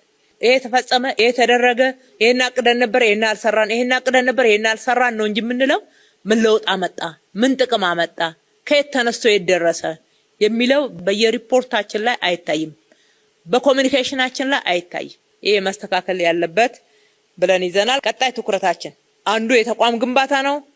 ተቋም ግንባታን ዘንድሮም ቁልፍ ስራችን ነውና ቅድም ካስቀመጥነው ተቋም በየትኛውም ስርዓት ውስጥ በየትኛውም ሁኔታ ውስጥ ሳይዋዥቅ በግልጽነት ተጠያቂነት በሰፈነበት አግባብ ኃላፊነቱን የሚወጣ የተሰጠውን ተልዕኮ መወጣት የሚችል ተቋም ማድረግ ታርጌት አድርገን እንስራ። የኑሮ ውድነትን እና የዋጋ ግሽበት የገበያ ማዛባትን መቆጣጠር መቻል፣ ምርትን መጨመር፣ ምርታማነትን ማሳደግ፣ የቁጥጥር ስርዓቱን አሁንም ማጠናከር፣ ተጨማሪ ኢኒሼቲቮችን ጨምረን ከተማ ውስጥ ማምረት፣ የሰራናቸው መሰረተ ልማቶችና ግብአቶችን በአግባቡ ህዝቡ ጋር ኑሮ ውድነትን ጫናውን ለመቀነስ የሚያስችል ኢምፓክት እንዲኖራቸው አድርገን መስራት ይገባናል። የስራ ዕድልን አሁንም ማስፋት መቻል አለብን። ዋና ከተማችን ናት። ቻሌንጅ ላይ አንዱ ፍልሰት ነው። አገልግሎታችንን በተሟላ ሁኔታ ህዝብ ጋር እንዳናደርስ የሚያደርገን በተለይ ትራንስፖርት አገልግሎት የመሳሰሉትን በጣም ጫና አለው። ነገር ግን የሀገሪቱ ዋና ከተማ እስከሆነ ድረስ በአንድ በኩል ፍልሰትን እንዴት እንግታ የሚለውን እንደ ሀገር የምንነጋገረውን ንግግርና መስራት እናጠናክራለን፣ ትኩረት እናደርግበታለን። በሌላ በኩል ደግሞ በከተማችን ውስጥ የሚንቀሳቀሰው የሰው ኃይል ሰርቶ ገቢ አግኝቶ መዋል ማደር የሚችልበትና ገቢውም እያደገ መሄድ የሚችልበትን ደረጃ ማሳደግ መቻል አለብን። ስራ ዕድል በጣም ክትትል ያስፈልገዋል፣ ድጋፍ ያስፈልገዋል። ማብቃት አለብን። ግራጁዌት እንዲያደርጉና ወደ ኢንዱስትሪ እንዲገቡ ማስቻል አለብን። ከተማ ማደስ ይቀጥላል። የከተማ ማደስ ስራችን ተጠናክሮ የሚቀጥል ስራ ነው የሚሆነው። እነኚህ ሻንቲ የሚባሉ አካባቢዎች በብዛት አሁንም እየተስተካከሉ የቤት ልማት ፕሮግራማችን ተጠቃሚ የሆኑ አካባቢዎች ለመኖር ምቹ ጤናማ የመኖሪያ አካባቢ የሆኑ እንዲሄዱ አዲስ አበባን እኛ ታርጌታችን ለማዳረስ ስለሆነ በዛ እናስበው። የቤት የትራንስፖርት የውሃ የመንገድ አቅርቦት ማስፋት ላይ አሁንም ትልቁም በጀት የመደብነው እዛ ነው። አሁን በስፋት እንሰራለን። በተለይ የፍሳሽ ስርዓቶቻችንም በዛው ልክ ትኩረት ይሰጣቸዋል። የሰው ተኮር ስራዎቻችን ተጠናክረው ይቀጥላሉ። ማህበረሰቡን ማሳተፍ ተጠናክሮ ይቀጥላል። በጎና የህብረተሰብ ተሳትፎ ስራችን ተጠናክሮ ይቀጥላል። እስካሁንም የሰራናቸው ስራዎች ብቻችንን አልሰራንም። ማህበረሰቡን አሳትፈን የልማት አጋሮቻችንን በስፋት አሳትፈን በየአመቱ ማህበራዊ ኃላፊነቱን እንዲወጣ አሰራር ዘርግተን ስለሆነ እስካሁን ለተሰራው ለህዝባችንም አብረውን ለሰሩትም ትልቅ ክብር አለን። ለወደፊትም አጠናክረን እንቀጥላለን። ሌላው አጠናክረን የምንቀጥለው የአመራር ግንባታችን ነው። የአመራር ግንባታ በስልጠናም በስነ ምግባርም በብቃትም ስብዕናውም ከፍ ያለ አመራር ይኖረን ዘንድ አንዱ ትልቅ ትኩረት አድርገን የምንሰራበት ነው። ብዙ የምንሰራባቸውን ፓኬጆች ቀርጸናል፣ እየተገበርን እንሄዳለን። ጠንካራ መንግስት መመስረት መቻል አለብን። ከፊታችን የመንግስት ምስረታ ነው ያለው። ጠንካራ መንግስት ከ2014 እስከ 2018 በሰራነው አይነት ሳይሆን ከዛ አልቀን መስራት የምንችልበትን አቅም ለመፍጠር ጥረት የምናደርግበት ነው። ግልጽነትና ተጠያቂነትን ማስፈን ተጠናክሮ የሚሄድ ይሆናል። የኮሙኒኬሽን ስራዎቻችን ሁሉ በደንብ ለህዝቡ መረጃ የሚያደርስ የመንግስት ማብራሪያ ብቻ ሳይሆን ማህበረሰቡ የሚጠይቀውን ማህበረሰቡ የሚፈልገውን ጭምር አየር ላይ ያዋልን በሁለቱ መካከል ሚዛን እየጠበቅን የበለጠ ስራዎቻችን የህብረተሰብ ድጋፍ እንዲኖራቸውና ህብረተሰብና የመንግስት ትምምኑ ከዚህ በላይ የላቀ ውጤታማነቱ ደግሞ በጋራ ሁላችንንም ተጠቃሚ የሚያደርግ እንዲሆን አድርገን እንመራለን። ስላዳመጣችሁን እጅግ አድርገን እናመሰግናለን። ፈጣሪ ኢትዮጵያና ህዝቦቿን ይባርክ።